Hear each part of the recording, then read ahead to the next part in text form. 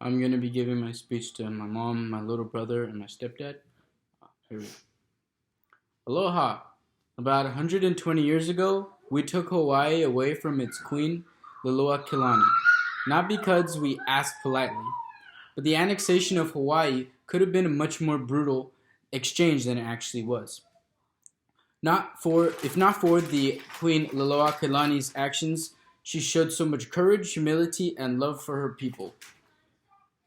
The foregoing of the annexation of Hawaii had a couple of things that needed to be in place before we could annex the Hawaiian Islands to the United States. First, we put into place the Bayonet Constitution Act, and that forgoed the Hawaiian League, which was made up of American citizens who actually had profitable property in Hawaii, and they made more money than any Hawaiian native. So they had the right to vote for legislation that happened on the island, even though they were ran by a monarchy. So with that, the Hawaiian League voted to annex the Hawaiian Islands to the United States because of the sugar market that it contained.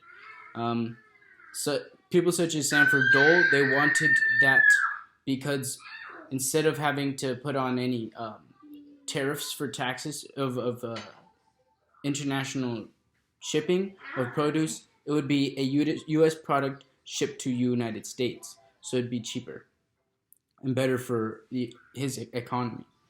In 1893, Queen Kilani was put under house arrest by the United States Marine Corps, and 5 years later, in 1898, the United States annexed Hawaii.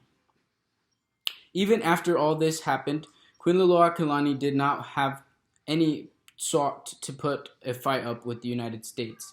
Not only because she had so much humility and love for her people that she didn't want anyone to have to die, but because she knew that we could easily take over that country at the time. So we annexed Hawaii, and to this day, we still struggle to find any peace because we basically conquered the queen of their own monarchy. That never settles well. And this is a special case because in history we've seen that any people who have been conquered by opposing monarchies or even any other conquered sort of for their land, that war is possibly one and their only solution to shed blood for whatever they believe in or what they fight for. And Queen Kilani just didn't accept that. She didn't want to have to do that. And that shows a lot of courage.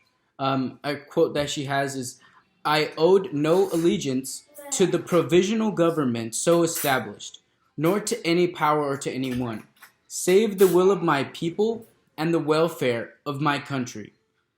This is why Queen Kilani was the last sovereign monarch of the Hawaiian kingdoms, or now the Hawaiian Islands, and ruling from January 29th, 1891 to January 17th, 1893.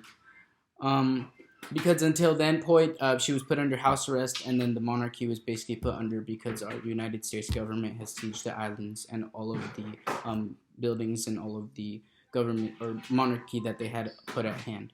And this is why Queen Kilani will probably go down in the history books as one of the greatest peacekeepers to ever live.